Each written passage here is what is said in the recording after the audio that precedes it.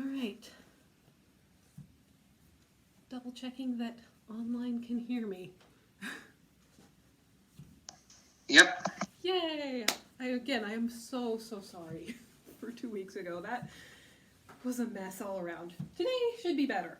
So, the first thing that we have to start with is write an equation that describes the nth row. So we have the first, second, third, fourth, fifth. How would we find out how many dots are in the nth row?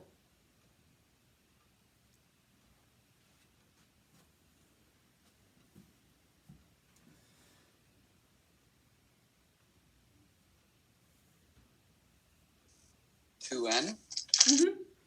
So you'd want to start by counting. We've got 2, 4, 6, 8, 10. We're just doubling the thing. And so even though they gave it to us in a picture, don't be intimidated. It's just 2n. For today, we're going to be working on sequences and series. And if we get done with that, we're going to move on to a little bit of permutations and probabilities. The idea of counting in general is what we're working with today. So, very, very basic.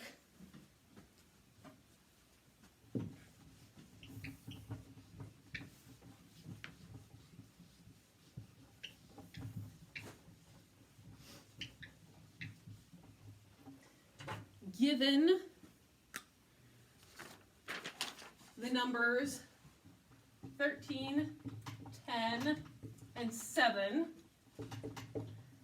what is the fourth term in the arithmetic sequence?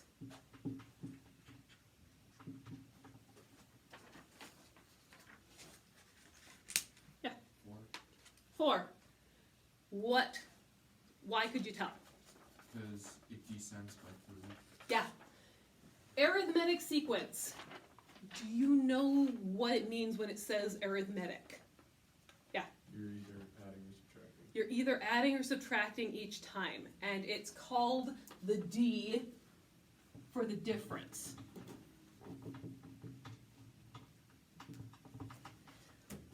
There are 2 ways to get the equation that gives us the nth term.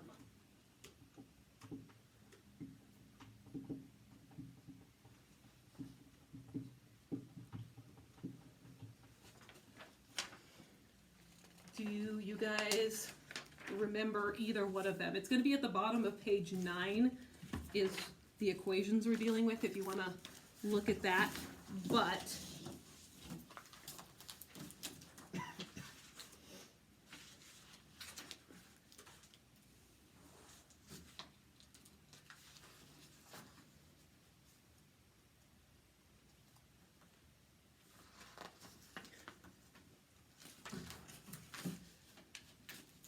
so, bottom of page 9 in the number book. So, the standard equation for how to find the nth term is listed as arithmetic sequence term number n. And they give it as, sorry, not plus. It equals a sub 1 plus n minus 1 times that d, that common difference.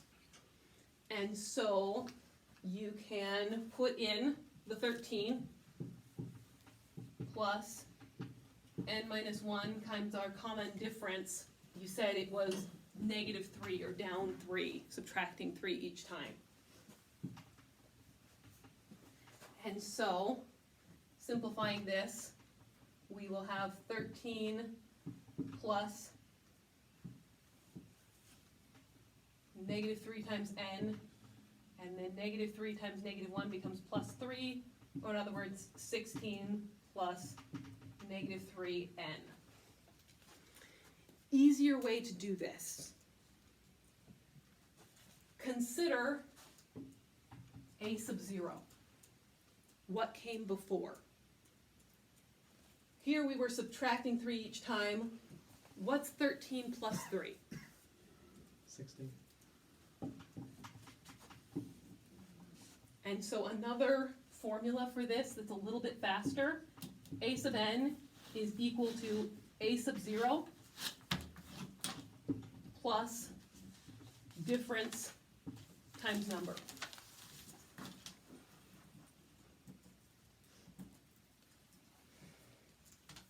You can think of a sub 0 similar to the y-intercept in a linear equation. Arithmetic sequences and linear equations are going to be very similar. It's just arithmetic sequences are only going to consider the integers, the counting numbers, versus a line. And so you have dot, dot, dot, dot. But a sub 0 is like your y-intercept. It's where you start at 0, what number you have to start with, and then it's your difference or your slope times the number of terms you have. So,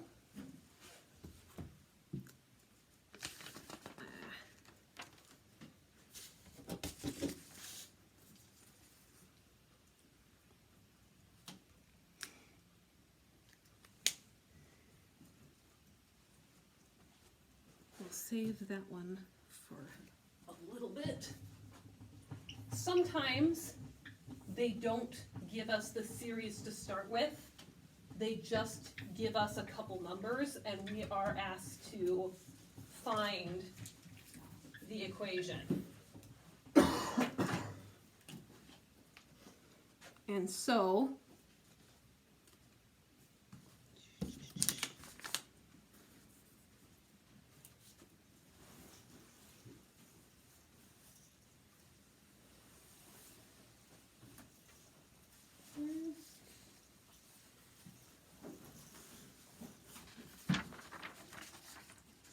papers were turned around.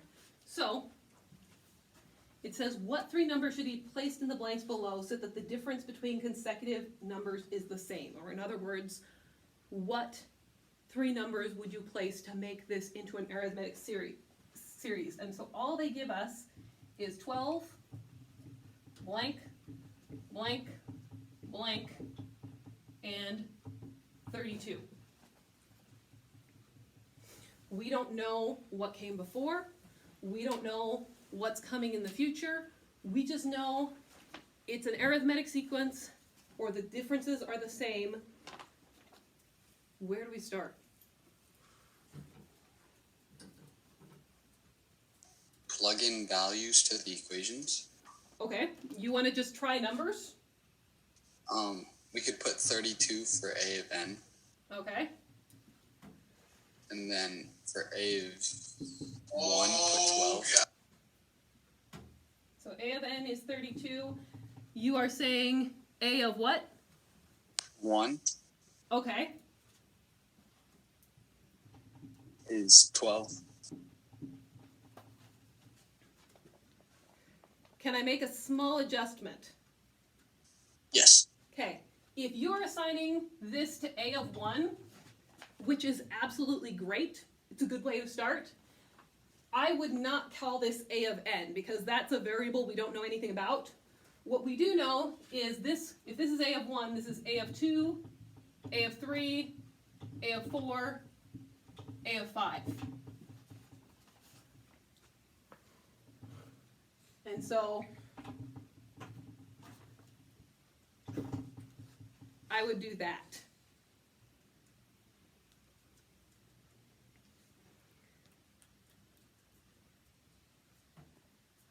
So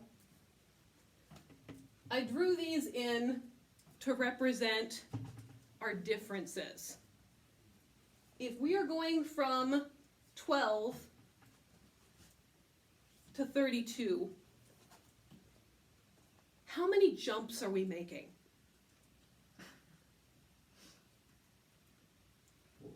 4. We are making, we assume plus because it's going from 12 to 32. It's increasing. So this is plus D plus D, plus D, plus D. Or in other words, 4D.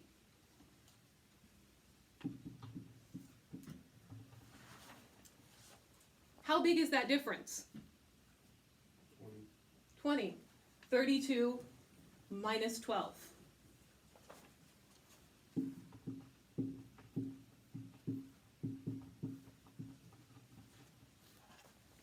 So, what is our common difference? 5. We're having 4D equals 20, D equals 5. And so we can have 12, 17, 22, 27, 32. And so the numbers that should be placed in the blanks below, 17, 22, 27. You could also get that 4 from 5 minus 1. And so if you ever have a problem that gives a much larger gap, like the difference between a sub 27 and a sub 104, you can still apply this. It'd just be 104 minus 27. That's how many times that difference happens. And so even if it's outside that, you can still find that common difference by just finding the difference between the two terms and dividing it by the difference between the base or the number of terms. All right.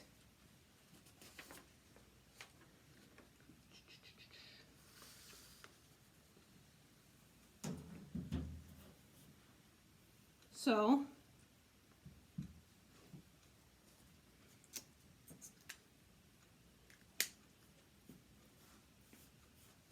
next one with arithmetic sequences. This one is mixing in a little bit of the stats. You guys remember mean, median, mode, range, all those things. So this one I marked as arithmetic because I go through and I mark all the different questions into what categories I think they fit. So this one was arithmetic, mean and median, and number sense. That sense of what goes on with numbers, how can I change it? So it says a finite arithmetic sequence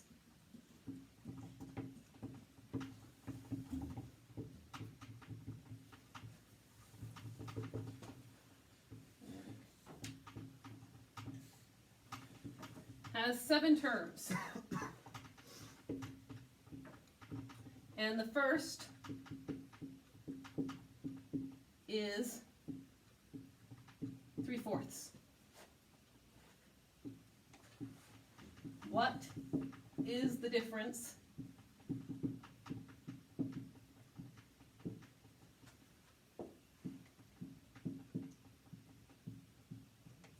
between the mean and median of the 7 terms?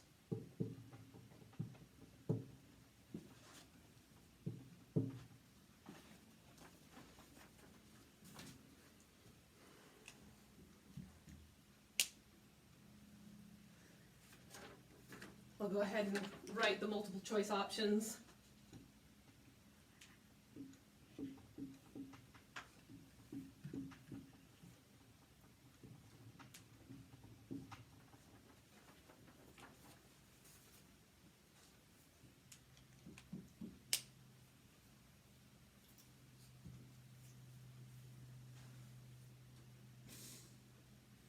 Yes.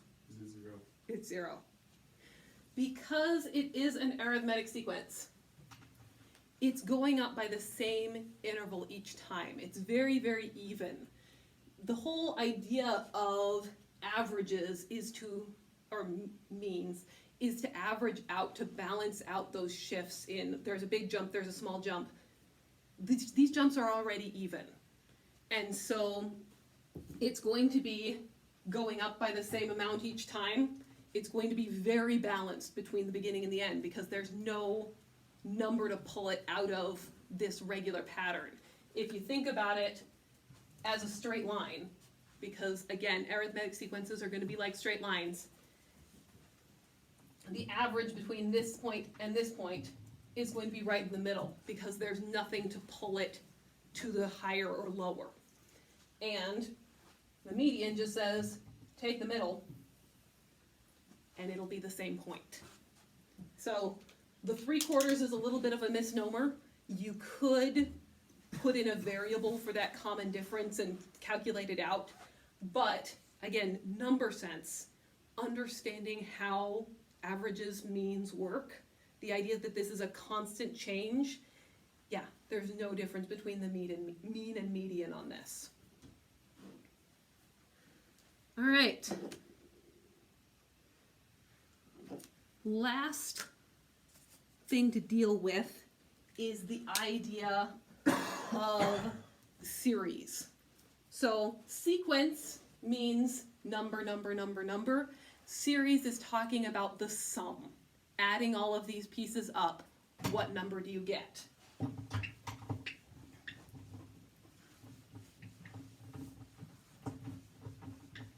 A classic story that goes with this is that a teacher is tired, doesn't feel like teaching, and assigns his students to add up the numbers between 1 and 100. What is the total sum?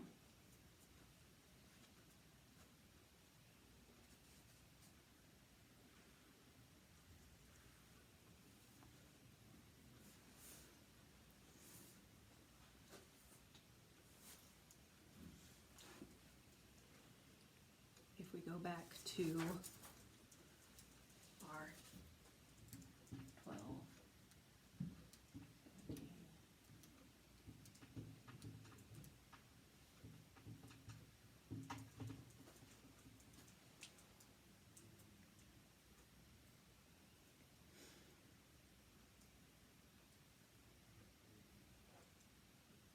because it has this very even increasing, what happens is no matter the sequence, no matter how many numbers you have, it's going to match up the first and the last to even out.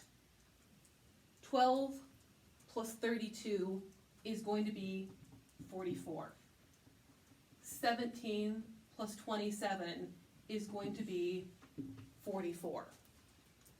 Because you're taking the same amount off the ends and getting closer and closer to the middle.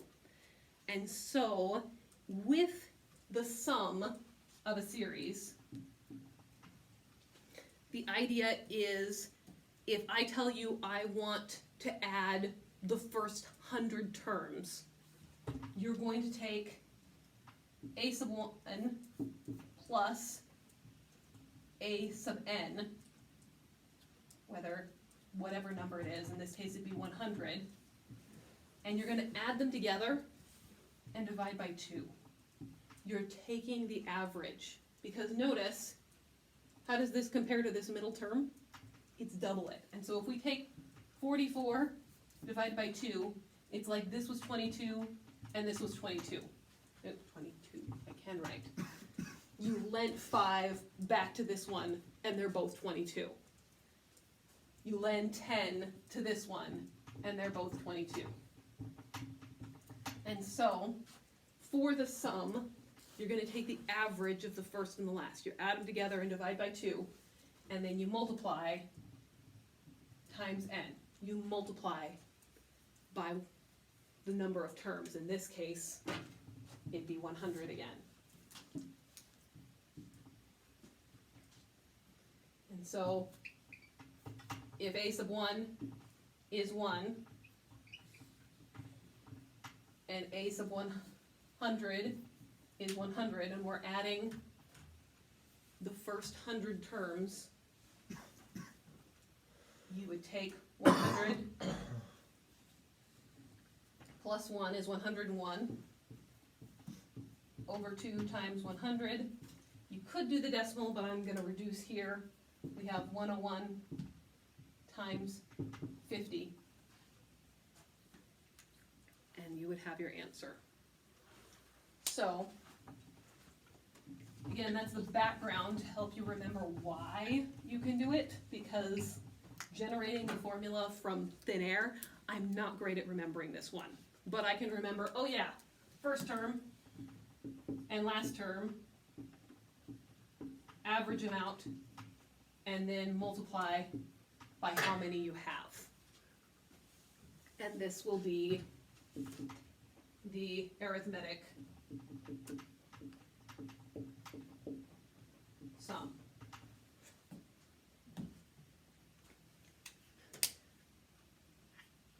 And here, they may not start with 1. They could ask for the sum of the 10th to the 50th digits. And you'd start with, okay, a sub 10 to a sub 50, average it out, and multiply it by, here, it'd be 50 minus 10, because there's going to be 50 minus 10, 40 digits between those two numbers.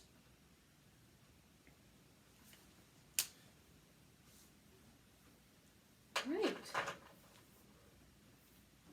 So, arithmetic means we're adding or subtracting, adding a negative. We're adding or subtracting the same number each time. What does geometric mean? We're multiplying that same number each time. So,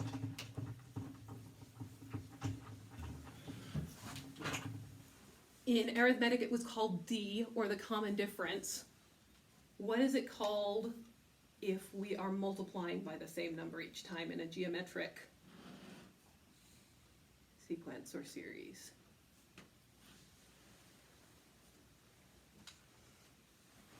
If we know, okay, 5, 10, 20, 40, 80.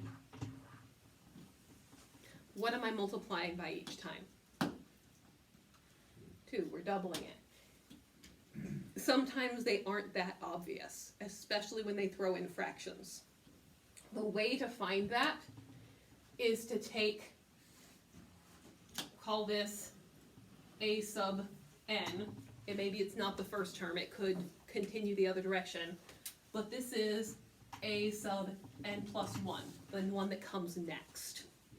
And so you take a sub n plus 1 and divide it by a sub n, the one that came before. And so this would be 10 over 5, and it equals 2.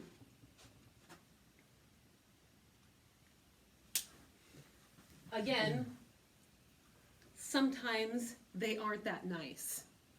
Sometimes they give us a gap. So,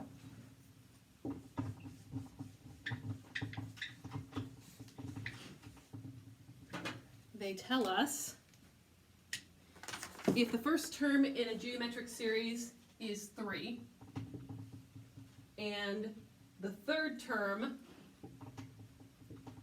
is 48, and they tell us the terms are all positive integers, that is a good clarification. What is the 11th term?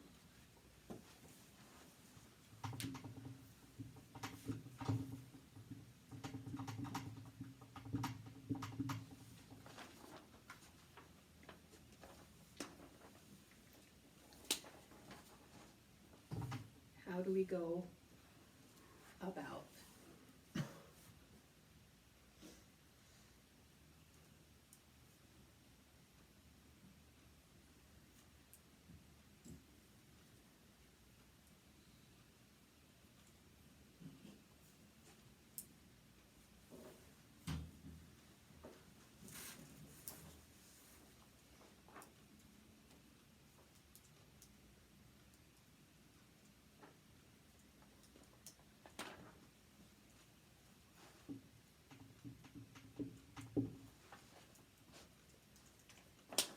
settle for the common ratio first. 4. So you're saying 3 times 4 gives us 12. 12 times 4 gives us 48. How did you find it? I don't remember. All right. So brute force is a great method. Your brain will kind of see it, but explaining why you do it is harder. And good news is it can get you a right answer on the test. Bad news is whether you could duplicate it, it's hard. So remember, with the arithmetic sequence, we were adding the same thing each time. And multiple addition turns into multiplication. What does multiple multiplication turn into? If we multiply Exponents. Exponents, good. And so we are multiplying times r to get to this next step, and we are multiplying by r again to get to the next step. Or in other words, 3 times r equals 48. Divide both sides by 3, and we get r squared equals, 3 goes into 1 time, 3 goes into 8 4 times, 3 goes into 18 6 times. Blech. And so r squared is 16, and so our common ratio is going to be the square root of this, which is 4. Notice in the directions they told us all the terms are positive integers. It's possible to have a common ratio that's a negative. If that happens, because of the way negatives work with times a negative, times a negative, times a negative, you'll have the signs alternate. And it would be 3, negative 12, positive 48, negative 48 times 3, and it'll alternate back and forth. So if you ever have one of those, it means your common ratio is a negative number. So it's good to recognize them. But, again, we multiplied twice, so we have our 3 times r gives us 48, and you can divide both sides by 3 and solve for your common ratio. So, how do we get to a to 11?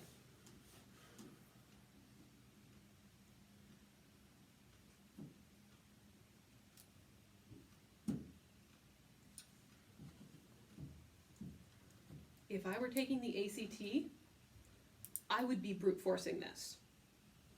Hint on your calculator. If you type in 3 and hit equals, it's going to give you 3, right?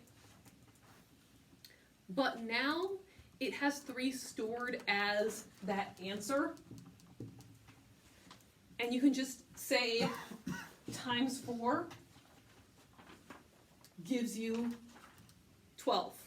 And you can just type times 4 again, times 4 again, times 4 again, and I would brute force it out to a to 11. Because of calculators, that's actually faster. But if you need the actual answer, and for instance, instead of asking for a to 11, they asked a to the 110, which would be a huge number, by the way.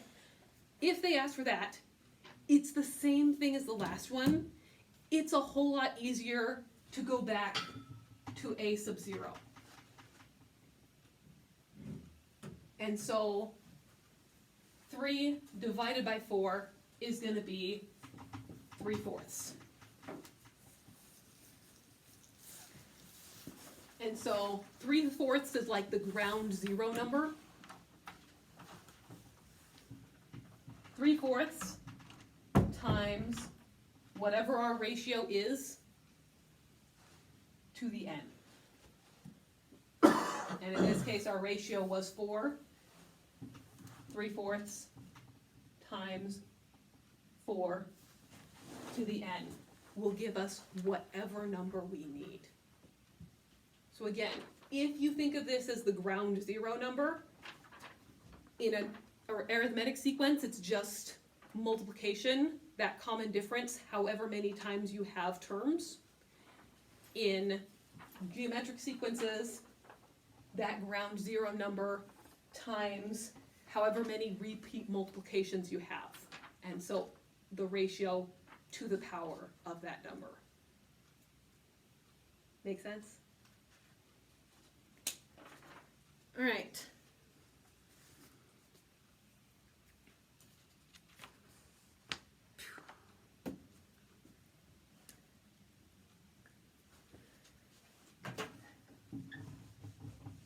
Next one is a word problem.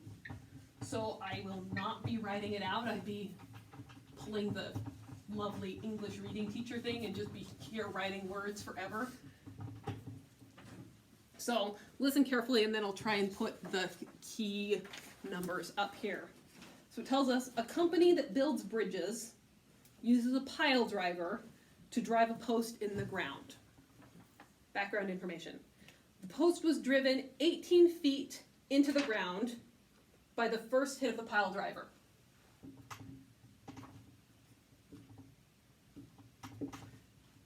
That's our starting one. First one went 18 feet into the ground. On each hit after the first hit, the post was driven into the ground an additional distance that was 2/3 the distance of the previous hit.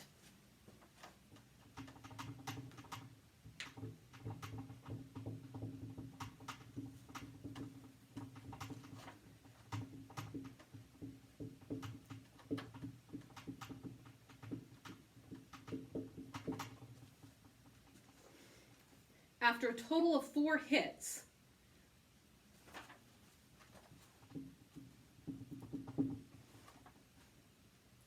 how far in the ground?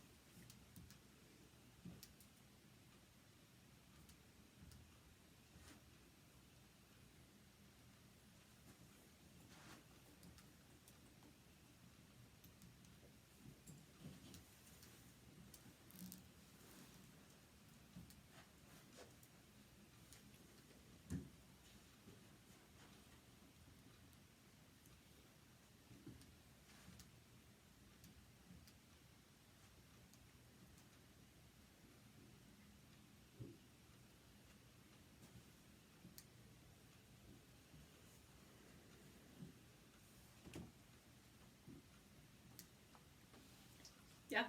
Is it 43 1/3 feet? Honestly, I have no clue. That is one of the answers, but I would have to solve it. I haven't done that yet. But this is one of the ones that you could use formulas on. I would not suggest it. It's faster to just go forward with this one. You could find the equation for each thing, but they already gave us the starting number. And so you're going to start with 18. And then you have 18 times 2/3. And then you have 18 times 2/3 times 2/3. And finally, 18 times 2/3. You could 2 times 2/3 3 times, but it's 2/3 to the third. On these, again, using the answer function on your calculator and then just saying times 2/3 times 2/3 times 2/3 and generating these 4 numbers is going to be the fastest way, and then just add them up.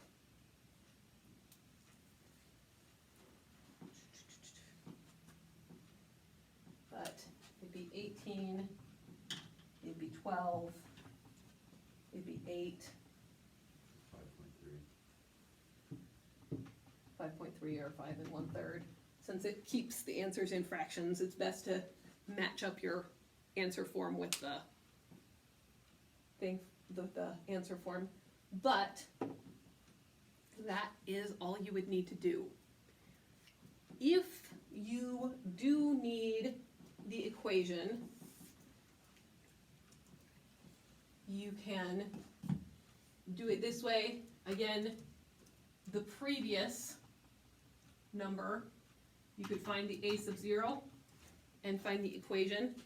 The sum for geometric series, or the total number, if you look at the bottom of that page 9, it's going to be the sum of n terms equals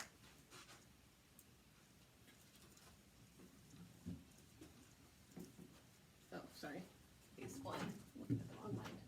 So our first number, and then it's multiplied times 1 minus our ratio, which was 2/3 to the n, all over 1 minus the ratio. On this, I would use judicious parentheses and just plug the whole thing into the calculator. As long as you use parentheses correctly, let the calculator do the munching, because particularly with these powers and a fraction, the chances of it going goofy are not 0. And so you need to make sure to put this in parentheses.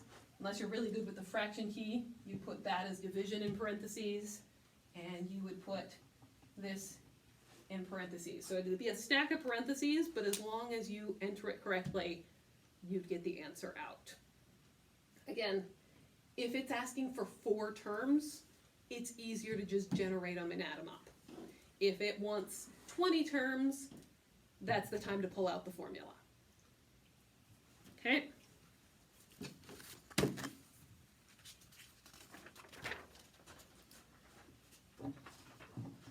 Here, we're getting into the hypotheticals, lots of variables showing that you understand what the pieces of information mean. If you understand it, it's easy. If you don't understand it, they find really fast. So they like these because it's an easy way to weed through. Have you just learned to follow the formula because your teacher taught you, or do you understand the math behind it? And so they say the first and second terms of a geometric series, sequence, mix those up. Sequence means that individual numbers, series means that they are being added together. So first and second terms are A and AB in that order. What is A sub 643 term in the sequence?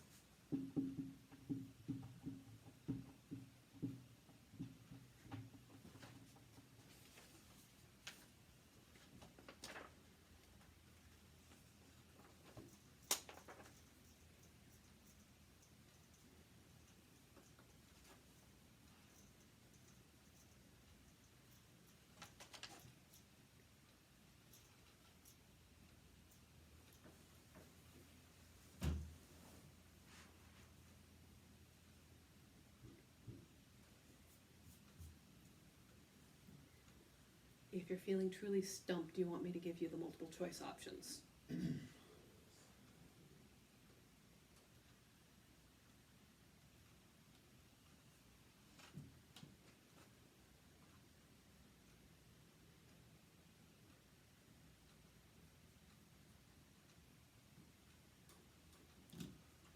Would it just be A, B to the 643? Yeah. So, in order to get from A to AB, we multiplied by B, which means we are repeat multiplying by B. In order to get to the 643 term, we are going to multiply times B 643 times. And A just hangs out. Oh, sorry, I messed up. this is the first time, a sub 1. This is a sub 2. So it'd be 642. It'd be 642. We are multiplying one less time than the terms we have. So, good idea. They do give both answers. I meant to talk about that and then I got distracted. So, thank you for letting me catch it. So, that is all I have on sequences and series. That's not true. There was one more.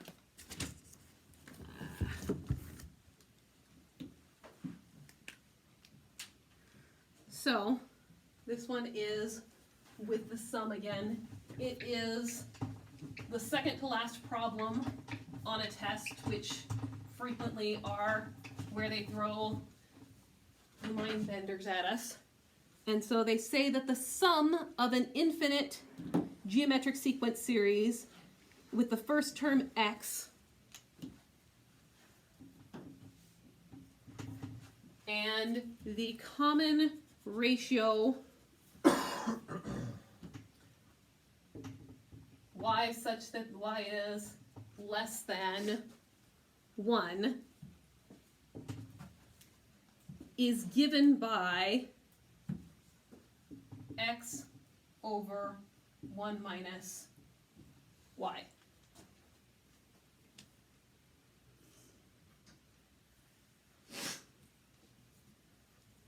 The sum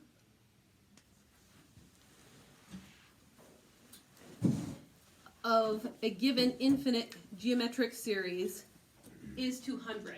So this formula here is also at the bottom right corner of your page. You're not required to memorize it. They've already given us that piece of information. So this is just a general formula that's always true. If your ratio is smaller than 1, the sum is equal to this. So, the sum of a given infinite geometric series is 200. So, now instead of just sum, we are working with a particular series, and it equals 200. The common ratio is 0.15. And so again, we can replace y with the given information. And they ask us, what is the second term of this series? So, they gave us the formula. They gave us pieces of information.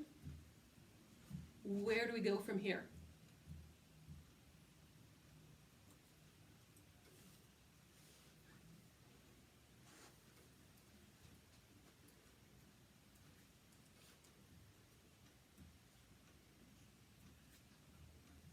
Solve it algebraically. Solve it algebraically. We can find a sub 1. And so this would be 0.85. What is 200 times 0.85? Somebody with a calculator, because I don't have one. 170. So 170. It asked us, what is the second term? What is x equal? The first term. How do we find the second term? Multiply it by the ratio. And so we have to take our 170 times 0.15. And that's our answer. So, especially because they give the equation on that one, if you understand it, a lot of people are going to get to the 170. They get stuck in their head, oh, I found x, I'm done. And that's one of the answers because they love doing that. But make sure that you understand it asks for what is the second term, understand what that common ratio does, and you are golden. All right. Any other questions on the geometric series or sequences? If you're really, really comfortable with that idea of common difference or common ratio, a lot of the other stuff just makes sense. But if you forget what's going on there, they can be really challenging because it's not something that gets a lot of focus. One student that I have for tutoring in Algebra 2 is working with them right now. Other than that, I don't have a whole lot of students who have dealt with it that much. So, they aren't scary, they're just weird. And the more comfortable you are with exponents and that sort of thing, the easier they get. All right. So, counting, probability, and permutations are ones that kind of also get lost in the shuffle. It's something that isn't hard, but it's just a little bit unfamiliar. Probability in particular is one that gets shoved to the side in math classes a lot, and that's an unfortunate thing.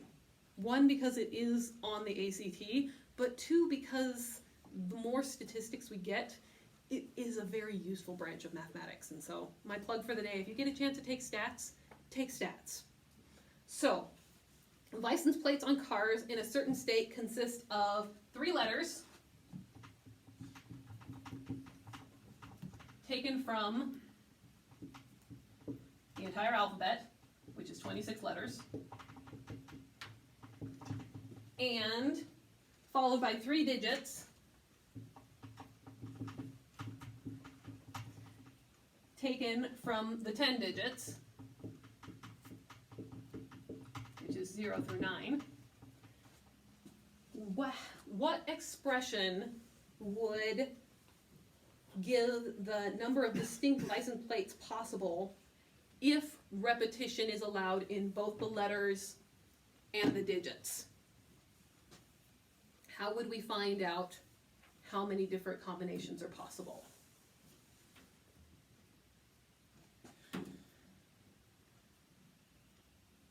26 times 26 times 26 times 10 times 10 times 10. It's just 26 to the third times 10 to the third.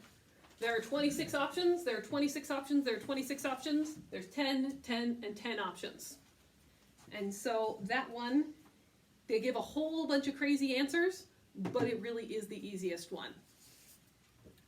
So, now we are talking about the mayor of Westbrook is deciding how to assign 6 council members the row of seats below. So there's 1, 2, 3, 4, 5, 6 seats.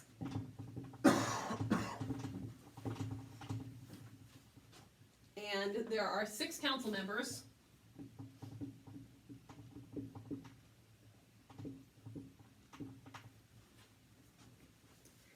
How many different ways are there to arrange their seating? Yes? 6 to the power 6? Not quite. 6 factorial. 6 factorial. So, what factorial means is start with 6 and then multiply by 6 minus 1. And then 6 minus 2 times 6 minus 3. And down the line. And it's written as 6 exclamation point. Your calculators may have that option. The reason it just can't be 6 times 6 times 6 is because once this seat is assigned, there are 6 options of who can sit in seat 1. But once that seat is assigned, there's only 5 people left for seat 2. There's only 4 people left for 6-3. And so 6 factorial has to do with, okay, one of the options is used up. This is how many options are left over.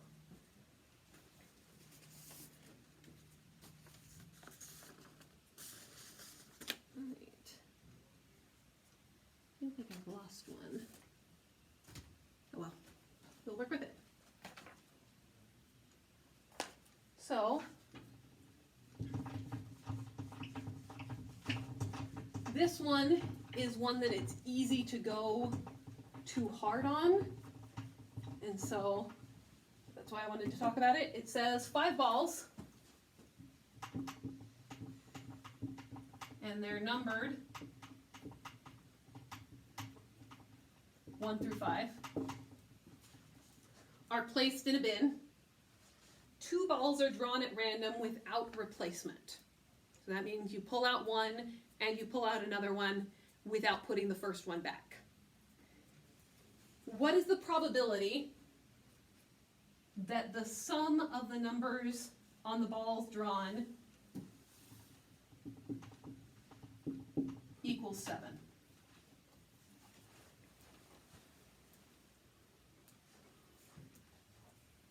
So, first and foremost, what is the basic of probability? How do you find a probability?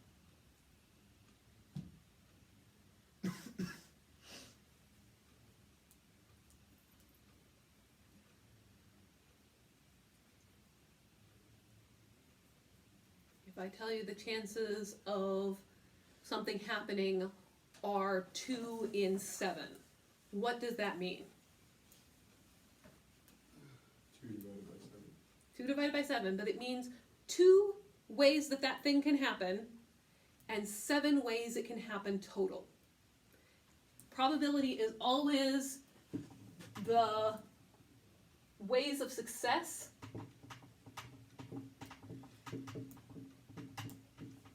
of whatever condition they ask for divided by ways total.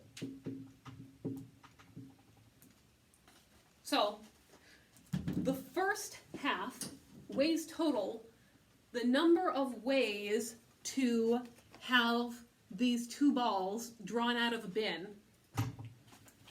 If we've got our bin, how many balls are possible for that first draw? 5. 5. It tells us without replacement, so how many balls are possible on our second draw? 4. 4. And so, in our probability, we're going to have 20 different ways to pull out 2 balls. Now, if I have 1, 2, 3, 4, and 5, what are the ways to make 7? Because we want the sum of our 2 balls to equal 7. 2 and 5, or 3 and 4. So, ways to make 7. If our first ball is a 2, we have to draw a 5.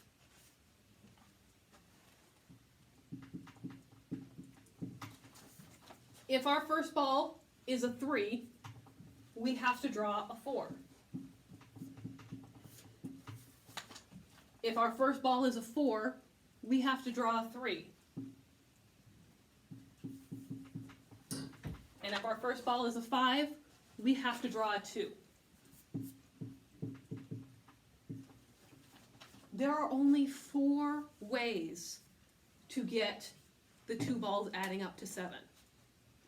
And so our probability is 4 over 20, which reduces down to 1/5. And that would be our final probability. All right. That is our time for today. You guys did really, really well. Thank you so much. And I hope that this makes up for last time being a disaster.